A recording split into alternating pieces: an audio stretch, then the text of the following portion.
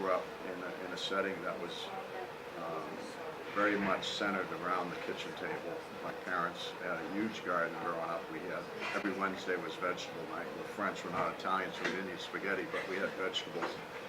My grandmother had a big influence on me too. She lived across the street.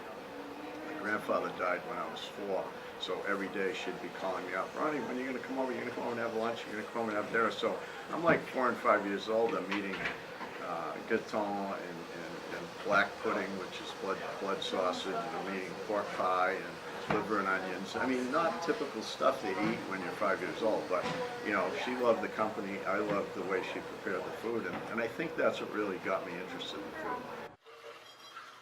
I was a dishwasher for about 6 months, and then I bussed tables as well. And then after about 6 months, they invited me into the kitchen and to the back of the house, and I started on what's called short order, which is breakfast, and then went to lunch, and then went to dinner, and since I was that age, I've never left the kitchen since. We're gonna pulse it in the Cuisinart to get it to, you know, extract it out. And got my first head chef's job. I was 20, and then I worked as a head chef and a kitchen manager until I opened my own restaurant at the age of 28. And then I ran my own restaurant. This would be my 30th year. I went to Italy my junior year of trade school, and I went to France my senior year, and that solidified it for me. I came back my senior year, and I'm like, that's it. I'm going to be a chef the rest of my life. So it's had its challenges, it's had its ups and downs, but for the most part, I do love food service. It's just now at this stage in my career, I enjoy teaching more. It's more rewarding. I really like Chef Ron. He's just like